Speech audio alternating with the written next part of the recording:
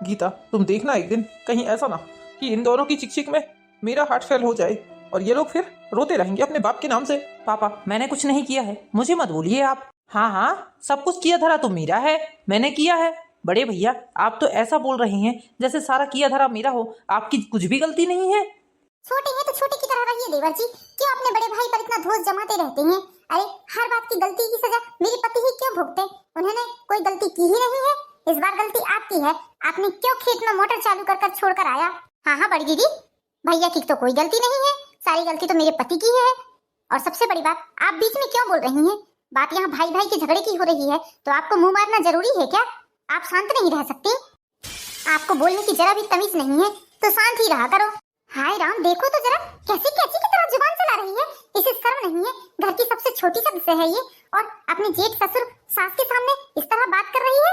तू तो शांत ही रहना, वरना ऐसा ना हो कि सारा गुस्सा तुझ पर ही उतर जाए। हाँ हाँ, मेरे पति को भी छोटा है करके मुंह बंद करवा देते हैं और मुझे भी छोटी है करके मुंह बंद करवा देती है। देखो जेठानी जी, मैं साफ साफ कह ही देती हूँ, मुझसे और मेरे पति से उलझने की जरूरत नहीं है आपको। आप तो अपना ही काम करो, वही बहुत है।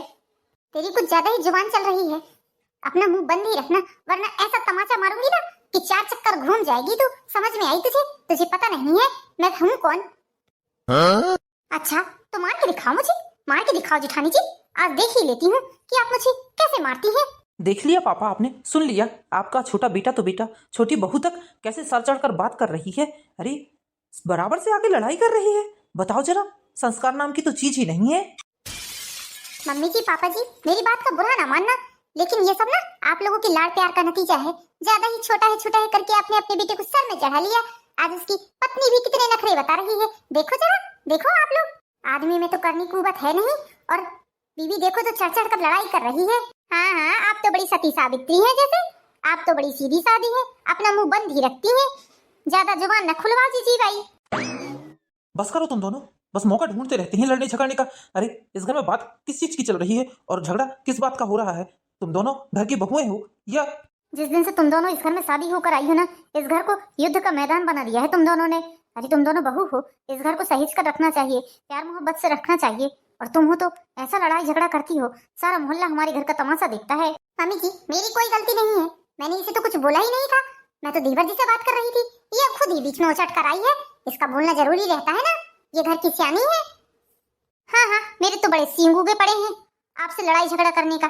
जेठानी जी, आप मेरे पति को ना बोलती तो मुझे भी आने की जरूरत नहीं थी। बेचारे मेरे सीधे साधे पति कुछ बोलते नहीं है, तो जिसका जो मुंह में आता है बोले चला जाता है, बोले चला जाता है। तुम दोनों बिल्कुल शांत हो जाओ, अब दोनों के मुंह से एक शब्द भी नहीं निकलना चाहिए। चलो जाओ, अपना अपना काम करो दोनों। और हाँ, यदि तुम किचन में रहोगी बड़ी बहू, तो छोटी बहू तुम जाकर पीछे का काम करोगी, और छोटी बहू तुम यदि किचन में रहोगी तो बड़ी बहू तुम पीछे का काम करोगी। एक साथ रहकर पटकने दचकने का काम करना मत। सारे बर्तनों को तुझका फुचका डाला है, अपने लड़ाई झगड़ा का गुस्सा बर्तनों पर उतारते हैं। बर्तन ना होते तो लगता है एक दूसरे को पटक पटक कर हाथ पैर तोड़ डालते। मुझे क्या पड़ी है इसके साथ किचन में रहकर इसका शक्ल देखने की? मुझे तो इसकी शक्ल भी पसंद नहीं है, तो इसके साथ रहकर खाना क्या बनाऊंगी मैं जा रही हूँ अपने पीछे का काम करने। हाँ हाँ, मुझे भी कोई शौक नहीं लगी है तुम्हारी शक्ल देखकर तुम्हारे साथ खाना बनाने की। दिए हैं भगवान ने मेरे भी हाथ पैर, बना लूंगी मैं भी घर में खाना पीना। बड़ी है तो हम पर रोब जमाएगी। बस बड़ी है, जुबान की बड़ी है, अकल तो ढेला भर की नहीं है। हाय राम, देखा देखा पापा जी आपने, देखा मम्मी जी आपने किस तरह जुबान चलाकर गई है। अरे मैं तो यहाँ से चुपचाप जा रही थी ना। बड़ी बहू, तुम जाओ यहाँ से, अपना काम करो। बस मुझे ही शांत करवा देते हैं, उसे तो कोई कुछ बोलता ही नहीं है। देखा तुम दोनों ने, आज तुम दोनों ने अपनी अपनी बीवियों को इतना सर पर बैठा कर रख लिया है कि घर को युद्ध का मैदान बनाकर रख दिया उन्होंने। न सास का अदब है, न ससुर का लिहाज है, ना जाने कैसी बहुएं हैं। अच्छी बात है, अपनी पत्नी को प्यार करते हो, बहुत अच्छी बात है, मान सम्मान देते हो, बहुत अच्छी बात है, लेकिन उन्हें गलत करने से तो रोको। घर में जो आए दिन लड़ाई झगड़ा करते हैं, ये अच्छी बात है क्या? मम्मी, मेरी बीबी को कोई गलती नहीं है। आप तो जानते हो कि प्रीति कितनी सीधी सादी है। बड़ी भाभी को आकर मुझे नहीं बोलना था ना, बड़ी भाभी बीच में टपक जाती हैं, किसी के फटे में टांग अड़ाना। भाभी से सीखो कोई। हाँ हाँ, तुझे तो बड़े संस्कार हैं और तू तो बहुत अच्छा है। अपनी बड़ी भाभी को, माँ समान बड़ी भाभी को किस तरह बोल रहा है। अरे वो बड़ी है, तुझे 2 हाथ मार भी देगी तो तुझे बर्दाश्त करके चलना पड़ेगा। वाह बड़ी भैया, बहुत अच्छी बात कर रहे हो तुम, बहुत अच्छी सीख दे रहे हो अपनी पत्नी को। अब शादीशुदा देवर को उसकी भाभी मारेगी। देखो माँ, इसका मुंह बंद करवा लो आप, वरना ऐसा ना हो कि आज मेरा हाथ ही उठ जाए इसके ऊपर। आप तो बोल दो इससे कि ये चला जाए। एक काम करो, तुम दोनों अपने अपने काम में निकल जाओ। जाओ सतीश, तुम जाकर हार्वेस्टर लेकर आओ, और मनोज तुम जाकर 2-4 काम वालों को ढूंढो। सारी मक्का आ गई है खेत में, पानी का मौसम हो रहा है, अरे सारी मक्का सड़ जाएगी, तुम्हें समझ में नहीं आ रहा है। बोल दो अपने इस छोटे लाडले बेटे से मैं तो जा रहा हूँ, मुझे वैसे भी मंजू को लेकर अपने ससुराल जाना है। हाँ जाओ जाओ, काम ही क्या है तुम्हारे पास, आए दिन अपने ससुराल में मेले जो रहते हो। सास ससुर साला साली का देखभाल करना बहुत ज्यादा जरूरी है, यह घर की देखभाल करना जरूरी थोड़ी ना है। सड़ती है मक्का तो सड़ जाए, किसका क्या जा रहा है। तुझे मक्का की इतनी पड़ी है ना तो तू कुछ जाकर ढूंढ ले जा। आप ठीक तो है ना जी, आप क्या रोकर अपनी आत्मा दुखा रहे हैं। अरे इन लोगों का कुछ नहीं हो सकता, इन लोगों को कोई भाषा समझ में नहीं आ सकती, कितने भी प्यार से समझाओ, चाहे चिल्लाकर समझाओ, चाहे गुस्से से समझाओ, ये दोनों समझने वाले नहीं हैं। और इनसे ज्यादा बड़ी तो इनकी बीवियां हैं जो घर को आए दिन युद्ध का मैदान बना देती हैं। गीता, मुझे तो घर का माहौल देख देख कर बहुत ही ज्यादा टेंशन होती है। ऐसा लगता है कि किसी दिन मुझे कुछ ना हो जाए। यदि मुझे कुछ हो गया तो तुम्हारा क्या होगा। इन लोगों के लक्षण देखकर तो लगता नहीं है कि ये लोग तुम्हें एक गिलास पानी भी देंगे। अरे चलो, बहुओं के बीच में ना पड़ती तो समझ में आता था, लेकिन यहाँ तो हमारे बेटे ही एक दूसरे के दुश्मन बने बैठे हैं। कितना लड़ते झगड़ते हैं, किसी को किसी की एक बात भी बर्दाश्त नहीं होती है। ऐसे में क्या होगा हमारा। आज हम लोग हैं तो दोनों को चुप कराकर अपने अपने काम में भेज देते हैं, अपने अपने कमरे में भेज देते हैं। कल को भगवान न करे यदि मुझे या तुम्हें कुछ हो गया तो ये लोग तो लगता है एक दूसरे का मर्डर कर देंगे। भाई कितना लड़ते हैं। आप टेंशन ना लीजिए, बच्चे हैं, धीरे धीरे करके सब समझ जाएंगे, आप ज्यादा मत सोचिए। ऐसे ही आपका बीपी लो हो जाता है। चलिए आप चलकर आराम करिए कमरे में, मैं जब तक गरम गरम रोटी सेक देती हूँ आपको।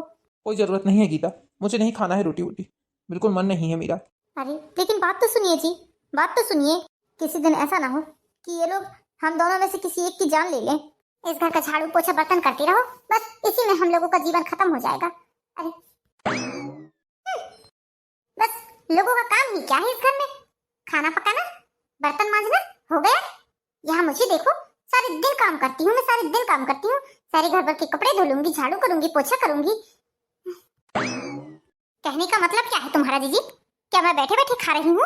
अरे ये इतने सारे बर्तन कौन मल के लाया है, ये बर्तन मेरे अकेले नहीं है, आप सबने भी चाय नाश्ता किया है। इस तरह ज्यादा ज्ञान मत दिया करो, समझ में आई ना। ए तू अपनी जुबान बंद कर ले, मैंने तुझसे कुछ नहीं कहा है, समझे ना।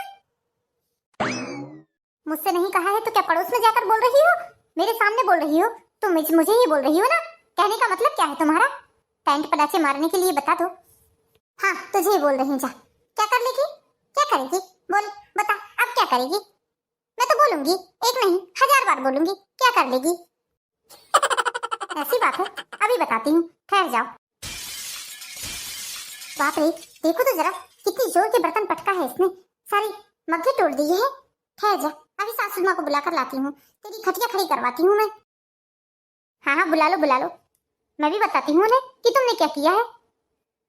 तुम्हारी दादागिरी मेरे ऊपर ना चलेगी, समझ में आई तुम्हें।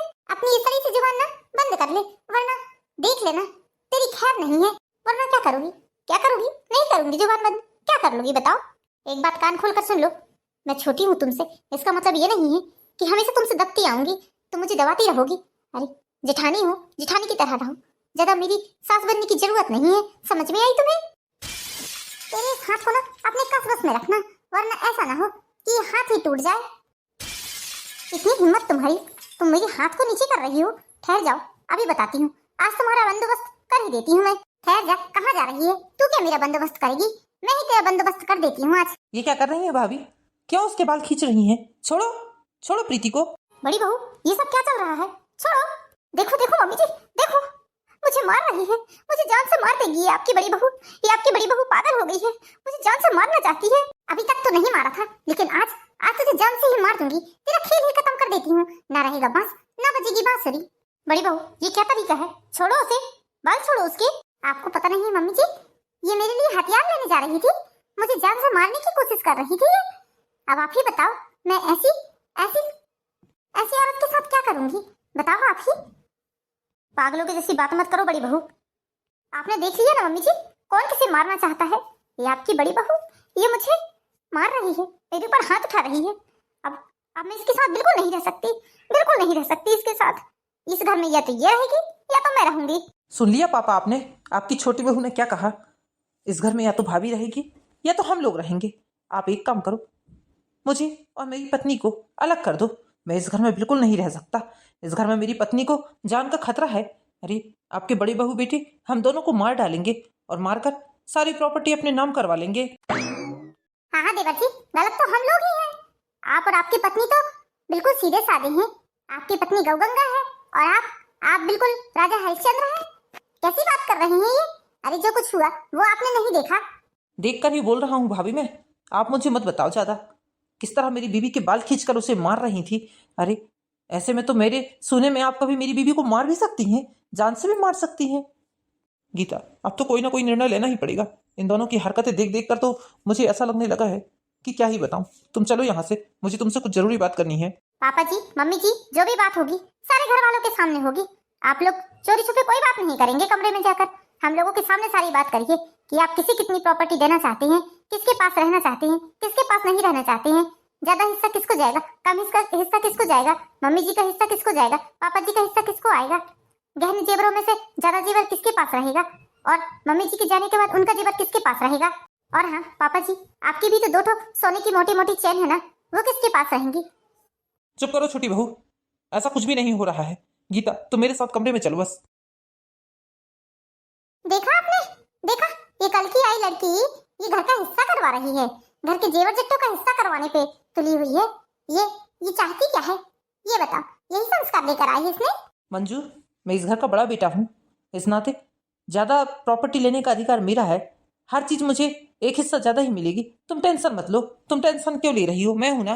हाँ हाँ बड़े भैया, आपके तो खून में ही बेईमानी बसी हुई है, तो कहने की बात ही नहीं है। अब ज्यादा जुबान न खुलवा देवर जी। सब पता है किसके खून में कितनी बेईमानी बची हुई है।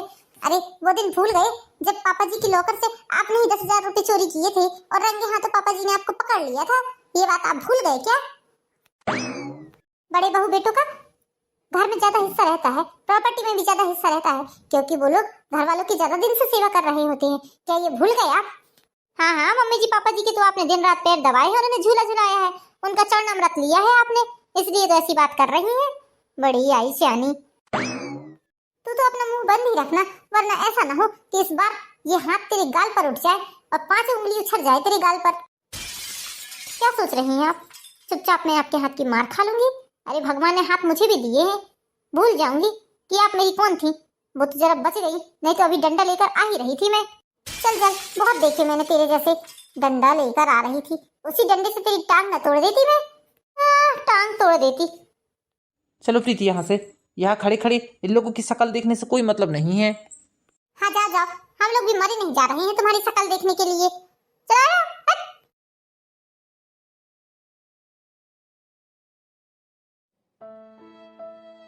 देखो गीता, तुम भी जानती हो और मैं भी जानता हूँ, जिस दिन से ये दोनों बहुएं आई हैं हमारे घर शादी होकर, उस दिन से ही हमारे घर में कलेश हो रहा है।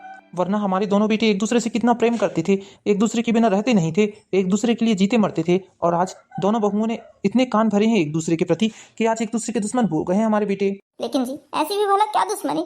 दोनों एक दूसरे को इतना प्यार करते थे और ये क्या से क्या हो गया है? दोनों कितनी नफरत करते हैं एक दूसरे से, जली कटी बातें करते हैं, एक दूसरे की शक्ल तक देखना पसंद नहीं करते हैं। मैं तो ये सब देख देख कर त्रस्त हो गई हूँ। ऐसा लगता है कि समय से पहले मैं मर ना जाऊं। मैं तो कहती हूँ जी, दोनों को अलग अलग कर दो, दोनों की गृहस्थी अलग अलग हो जाएगी तो कम से कम शांति से जिएंगे, शांति से रहेंगे और हम भी शांति से रहेंगे। गीता वो तो दुनिया का नियम ही है, कोई भी भाई साथ साथ कभी नहीं रहते, एक न एक दिन उन्हें अलग होना ही पड़ता है। लेकिन गीता हम ये चाहते हैं कि दोनों प्रेम से अलग हों, एक दूसरे के प्रति जो प्रेम सद्भावना थी वो वापस आ जाए बस। और हम कुछ नहीं चाहते हैं, हम अपने बेटों को फिर से उसी तरह प्रेम से रहते देखना चाहते हैं। तो फिर हम क्या करें बताइए? हमने कईयों बार दोनों को प्रेम से बैठकर समझा दिया है, कईयों बार दोनों को चिल्लाकर समझा दिया है, लड़कर झगड़कर सब प्रकार से समझा दिया है। एक बार तो आपकी कितनी ज्यादा तबीयत खराब हो गई थी इसी तरह लड़ाई झगड़े में। आप ही बताइए अब क्या होगा हमारा? बेटों की जरा सी चिक चिक शुरू नहीं होती कि बहुएं कूद पड़ती हैं, बहुओं की तू में शुरू नहीं होती कि बेटे कूद पड़ते हैं। एक दूसरे के जान के दुश्मन बने हुए हैं। आज तो बड़ी बहू ने हद ही कर दी, मतलब कि छोटी बहू की चोटी पकड़कर खींच रही थी। कल को हम ना रहें तो एक दूसरे को मार ही डालेंगे फिर ये लोग तो। गीता यदि बेटों को सुधारना है तो कुछ महीनों के लिए बहुओं को मायके पहुंचाओ उनके। अरे लेकिन कितने दिनों के लिए मायके जाएंगी? 1 महीने के लिए, 2 महीने के लिए? इससे ज्यादा नहीं रह सकती वो लोग। अरे यदि महीना भर के लिए भी 2 महीने के लिए भी वो लोग अपने अपने मायके जाती है ना, तो भी हम बहुत कुछ कर लेंगे। तुम वो सब मेरे ऊपर छोड़ दो। ठीक है, तो मैं कल ही उन लोगों का मायके जाने का इंतजाम करती हूँ। अगले दिन होते ही गीता जी ने अपने दिमाग में एक विचार किया और छोटी बहू को बुलाया। क्या बात है मम्मी जी, बोलिए। छोटी बहू, क्या तुम्हें कुछ पता है? बड़ी बहू 2 महीने के लिए अपने मायके जा रही है। क्या तुम्हें ये बात पता चली? नहीं नहीं मम्मी जी, मुझे पता नहीं है, लेकिन 2 महीने के लिए मायके जा क्यों रही है वो? अरे वो मुझे कुछ नहीं पता है, तुम बस ये बताओ, क्या 2 महीने तक तुम अकेले काम कर लोगी? बहुत ही सियानी है, अकेले तुम्हें छोड़कर मायके जा रही है। अरे कितना काम रहता है, तुम्हें तो पता है छोटी बहू कि मुझसे तो कुछ भी काम नहीं होते हैं। अब तुम अकेले इतना काम कर लोगी ना? अरे मम्मी जी, मैं भी तो आपको बताना भूल गई। वो क्या है, मेरी मम्मी तबीयत ठीक नहीं है उनकी। बहुत दिनों से मुझे बोल रही हैं कि बेटा थोड़े दिनों के लिए तू आ जा आ जा। मैं तो आपको बताने ही वाली थी कि मैं बहुत जल्द मायके जाने वाली हूँ, और देखो ना, पहले की पहले इनने अपनी तैयारी कर ली। वैसे मम्मी जी, जेठानी जी कब जा रही हैं अपने मायके? अरे बेटा, अशोक बता रहा था कि 2-4 दिनों के अंदर ही जाएगी वो। उसकी पैकिंग वैकिंग हो गई है, बैग वैग तो लग गए हैं उसके। देख, तू मेरी लाड़की बहू है, मैं तुझे बहुत प्यार करती हूँ बेटा। छोटे बहू बेटों पे थोड़ा ज्यादा ही लाड़ प्यार रहता है सास ससुर को, इसलिए बेटा मैं तेरे ऊपर बहुत दया करती हूँ। बेटा मेरी मान, तो तू कल की कल ही अपने मायके निकल जा। हाँ मम्मी जी, ये ठीक कही आपने, मैं कल की कल ही अपने मायके निकल जाती हूँ। अरे कल क्यों, मैं आज शाम को ही अपने भैया को बुलाकर अपने मायके के लिए निकल जाती हूँ। मुझे जाते देखेंगी तो फिर कहाँ जा पाएंगी वो। हाँ हाँ बेटा, तू तो ऐसा ही कर, जा जल्दी से अपनी तैयारी करने लग, खाना पीना मैं बना लूंगी, जा। थैंक यू मम्मी जी, कितनी अच्छी हैं आप, मेरा कितना ख्याल रखती हैं। अरे जा पहले अपने भाई को फोन तो लगा दे।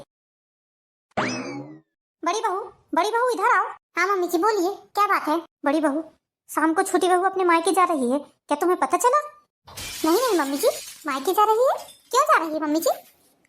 वो मुझे कुछ नहीं पता बेटा, तुझे तो पता है, वो मुझे कुछ बोलती बताती है क्या? बेटा पूरे 2 महीने के लिए मायके जा रही है। 2 महीने के लिए? मैं इतने दिन तक इतने बड़े घर का काम कैसे अकेले करूंगी मम्मी जी? मम्मी जी मैं भी नहीं रहती, मैं भी अपने मायके जाऊंगी। और वैसे भी आपको पता है मम्मी जी, प्रेगनेंसी की हालत में ज्यादा काम मुझसे होता नहीं है, इतनी उल्टियां होती हैं कि मुझसे काम ही नहीं होता है, इसलिए मम्मी जी मैं भी मायके जाऊंगी अपने। ठीक है बेटा, अब जब तुमने मन बना ही लिया है तो चले जाओ। मैं कोई इस घर की नौकरानी हूँ क्या? वो 2 महीने तक अपने मायके में ऐश करेगी और मैं यहाँ घर के काम करूंगी? मैं भी अपने मायके जा रही हूँ, मैं भी 2 महीने आराम करूंगी, जब वो आएगी तब मैं भी आऊंगी। कैसा लगा मेरा आइडिया? जल्दी से जाकर इन्हें खुशखबरी सुनाती हूँ, ये तो सुनकर खुश हो जाएंगे। एक प्लान तो सक्सेस हो गया, अब दूसरा प्लान शुरू करना है। गीता जी की बातों में आकर दोनों बहुएं एक ही दिन में अपने अपने मायके चली जाती हैं। अब बात आती है उनके बेटों को सुधारने की। तो बेटा, हमने तुम दोनों को यहाँ कुछ खास मकसद से बुलाया है। हमने आज ये फैसला लिया है कि अब हमारी उम्र भी हो चुकी है, अब हमारा जीवन पता नहीं कितने दिनों का है, 1 दिन 2 दिन, साल 6 महीने, कहो 4 साल, अरे कहो 2 महीने बाद ही हमारा इस दुनिया से चला चली हो जाए। उस बीच में बेटा हम चाहते हैं कि तुम दोनों अपनी अपनी जिम्मेदारियों को बखूबी निभाओ। देखो बेटा, तुम दोनों साथ में रहकर तो कुछ नहीं कर सकते, इसलिए हमने ये फैसला लिया है कि आज से जो हमारा गांव वाला खेत है, जो गांव की खेती किसानी है, वो बड़े बेटे अशोक को दे रहे हैं, और छोटे बेटे को जो गांव के बाहर की खेती किसानी है वो दे रहे हैं। रही बात दुकान की, तो दुकान हम संभालेंगे। संभाल लोगे ना तुम दोनों? और हाँ, एक बात और, यदि इस बीच में हमारी या तुम्हारी माँ की तबीयत खराब होती है तो माँ का छोटा बेटा करेगा और हमारा बड़ा बेटा करेगा। पापा, ये सब तो मेरे लिए कोई बड़ी बात नहीं है, वैसे भी मैं अकेला ही करता आया हूँ इतने सालों से सारा काम, मुझे तो इसका कोई सहारा था नहीं। तो फिर ठीक है, आप जैसा आपने फैसला लिया है तो ठीक है। हाँ, तो मैं भी किसी का आश्रित नहीं हूँ, मैं भी अपने हाथ पर चला कर ही सकता हूँ, और मैंने भी किया है इतने सालों तक। सारा श्रेय अपने ऊपर लेने की जरूरत नहीं है आपको। ठीक है पापा, जैसा आपने बोला है ठीक है। तो ठीक है, कल से अपने अपने काम में दोनों लग जाओ। अगले दिन ही शुभम और अशोक दोनों अपने अपने काम में लग जाते हैं। इतनी ज़्यादा थकान हो रही है, ऐसा लग रहा है कि जैसे कई दिनों से बीमार हूँ।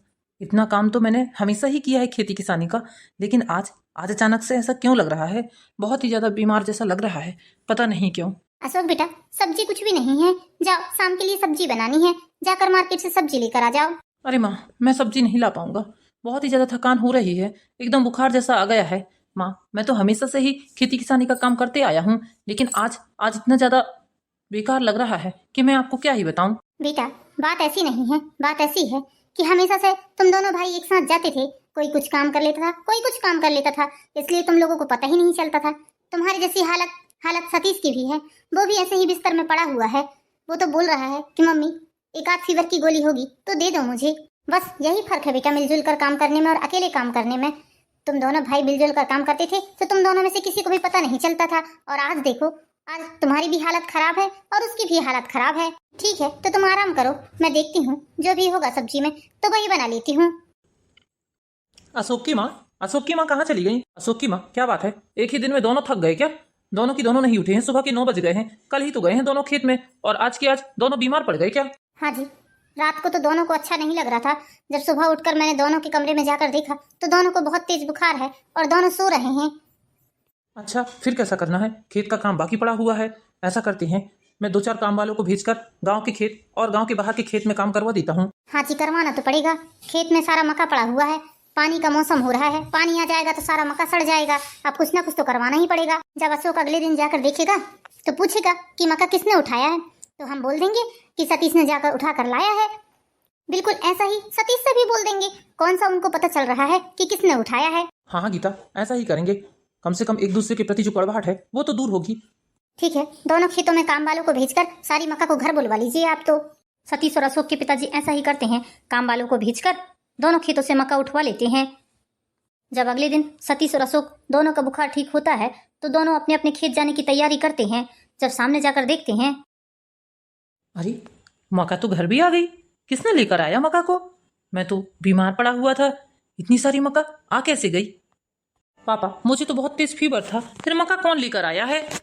बेटा, तुम्हें कल बहुत तेज बुखार था। सतीश ने जब कल देखा कि तुम्हें बहुत तेज बुखार है तो उसने उसने जाकर खुद ही ट्रैक्टर में भरवा कर तुम्हारी और उसकी दोनों की मक्का लेकर आ गया। क्या बात कर रहे हैं पापा? सतीश ने जाकर लाया है? हाँ बेटा, सतीश ने जाकर लाया है। पापा, वो तो इतना ऐठीला है, वो मेरी मक्का कैसे ला सकता है? मुझे तो भरोसा नहीं हो रहा है। अरे बेटा, वो शुरू से ऐसा नहीं था, तुम्हें भी पता है। जिस दिन से तुम्हारी और उसकी दोनों की शादी हुई है उस दिन से ही तुम दोनों के रिश्ते खराब हुए हैं। ये तो तुम भी अच्छे से जानते हो, क्योंकि जब तुम लोगों की शादी नहीं हुई थी तो तुम लोग कितने प्यार से रहते थे, एक दूसरे के बिना कहीं नहीं जाते थे, एक दूसरे के बिना खाना नहीं खाते थे। ये बात तो तुम्हें याद होगी।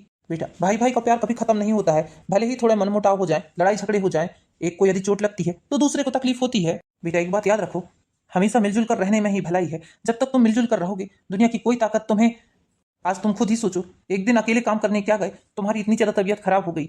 बेटा, कभी तुम्हें आज तक एहसास हुआ? तुम तो इतने सालों से खेतीबाड़ी का काम करते आ रहे हो ना। अपनी बीवी की बात में आकर तुमने अपने छोटे भाई को उल्टा सीधा बोला। देखो आज तुम दोनों के रिश्ते कहाँ पहुंच गए हैं। तू तो बड़ा भाई है बेटा, बड़ा भाई बाप समान होता है। छोटे भाइयों की दो बात सहकर भी चलता है, उन्हें माफ करके भी चलता है। जब वो छोटा था तो तू उसे बच्चे की तरह रखता था, मुझे अच्छे से याद है। कितनी देखभाल करता था, अपने छोटे भाई के पैर में एक कांटा तक नहीं गड़ने देता था तू। फिर आज आज ऐसा क्या हो गया है?